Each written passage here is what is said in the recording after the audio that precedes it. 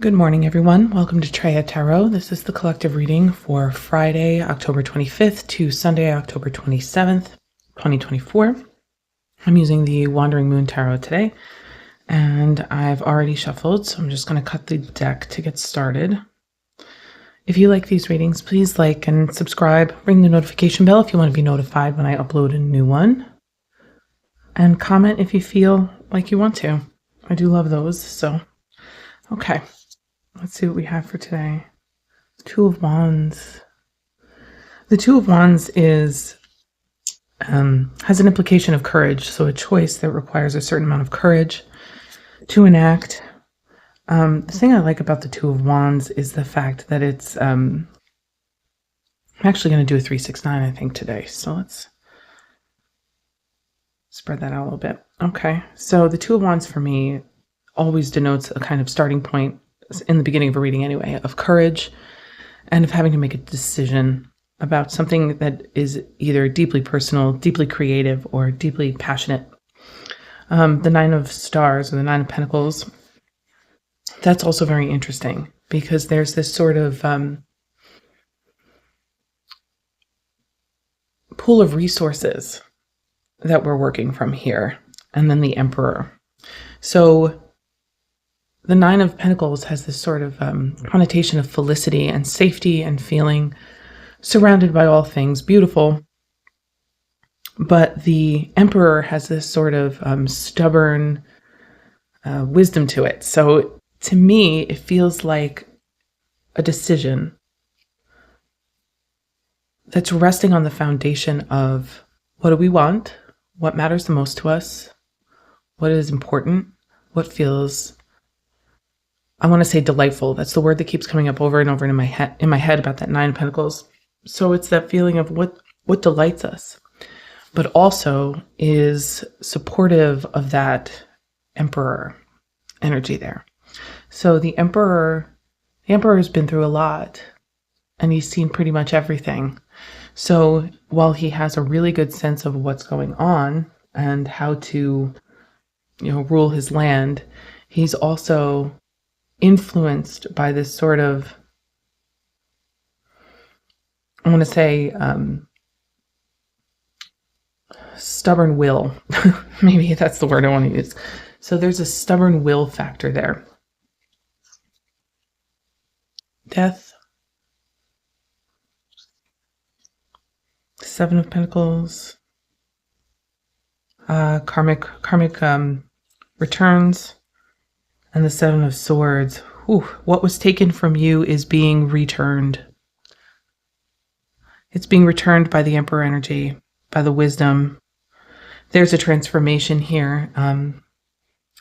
Personally, I can see how this applies. It's almost uncanny. But collectively, I could see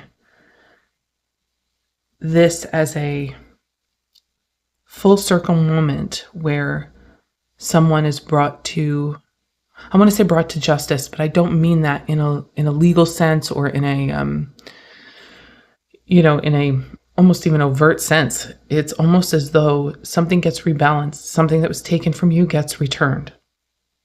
Literally, that's how I'm hearing it in my head. The Seven of Pentacles after the Death card tells me that it's the card of reaping what you sow. So the transformation returns something. Seven of Swords, that which was stolen. Or, conversely, this could be something that you stole, that you are now having to give. It could go either way. But because of that Nine of Pentacles and the Emperor, it feels to me like it's something being returned. It's being returned through the wisdom of experience. So your choice, whatever choice you make, directly leads to the return of a lost piece of either yourself or your story. Balance, temperance. That's the Sagittarian card. The thing I like about the Wands and Temperance together is that even though Temperance is usually pictured with water, it is a card of Sagittarius. So there's this sort of fiery flow with Temperance. It's active, is what I'm saying. It's an active form of balance. So it takes effort. Queen of Pentacles. Yeah, something very physical. The thing here is this, is with all these Pentacles cards, this could be financial. It could be that money owed is being paid. It could be that a physical item gets returned, but it could also be something about your life or the foundations of your life with that 9 and that 7. So something that you had to build without, that may have been necessary, gets returned, kind of fulfilling the picture and allowing you to open up and be more nurturing. The Queen of Pentacles, the sun. Yeah. Truth, illumination. The truth becomes known, and that which was taken is returned to the Queen of Pentacles. So the part of you that has built an entire life without the things that you needed. So this weekend may bring a rather emotional return of some kind. Again, I can say, because of the Pentacles, it could be physical, but it could also just be something that restores something in your life. So it could be a job opportunity or a offer of some kind from someone that allows you to establish yourself just a little bit further into that balance. So whatever you've been working without and kind of making do without comes in to fill the gap. And with the sun, it feels like the sun is divine masculine energy. So it's this sort of completion quality there where when the sun shows up at the end, all is known.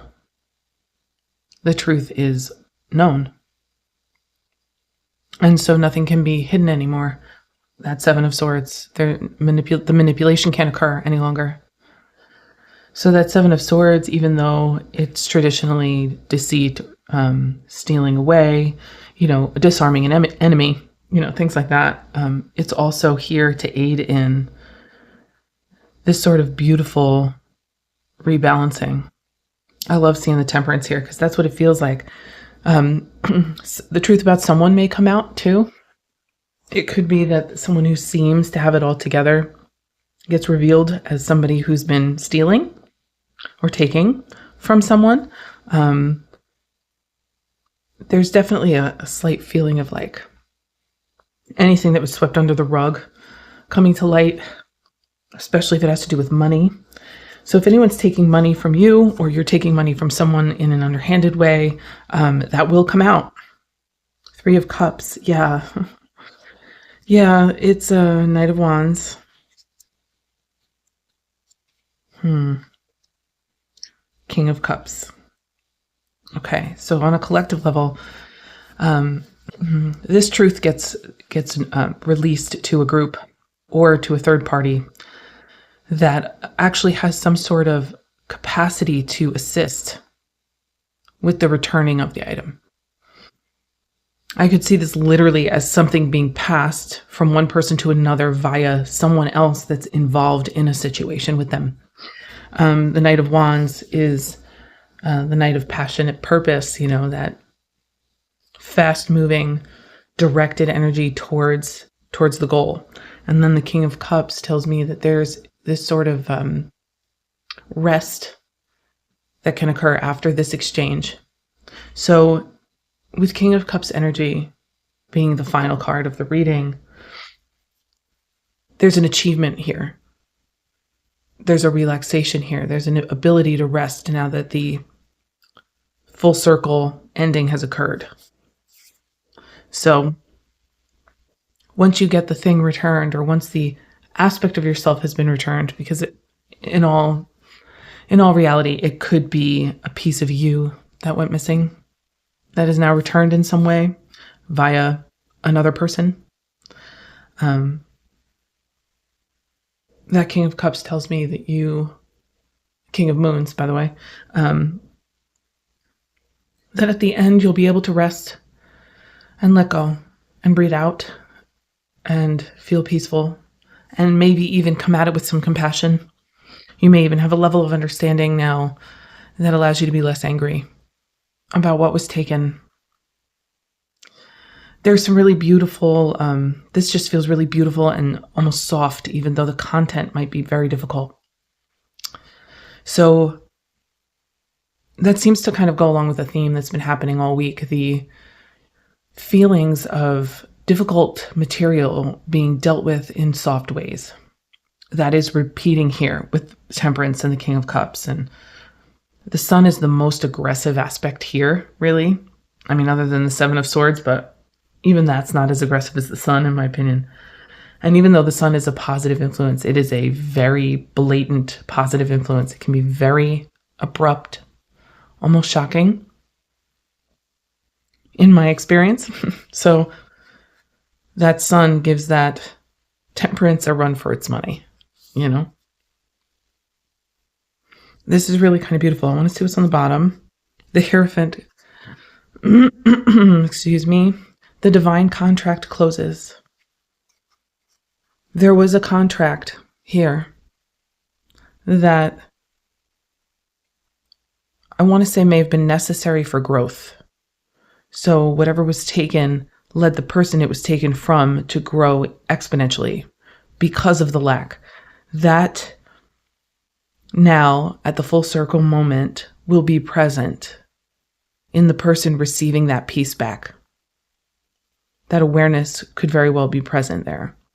The thing with the Hierophant is that he's the high priest, basically, right? So there's this divine intervention factor. There's this must follow fate kind of thing. But something's freeing about this. So this should be a very interesting weekend. I'm really curious if this applies to anyone. Sometimes I feel like I'm in a little bit of an echo chamber, you know, talking to myself into a phone camera. Excuse me. But the truth is that we're all kind of processing these things together. So if you want to share, please do. Okay. Thank you. Have a good weekend. And I will see everybody on Monday. All right. Bye.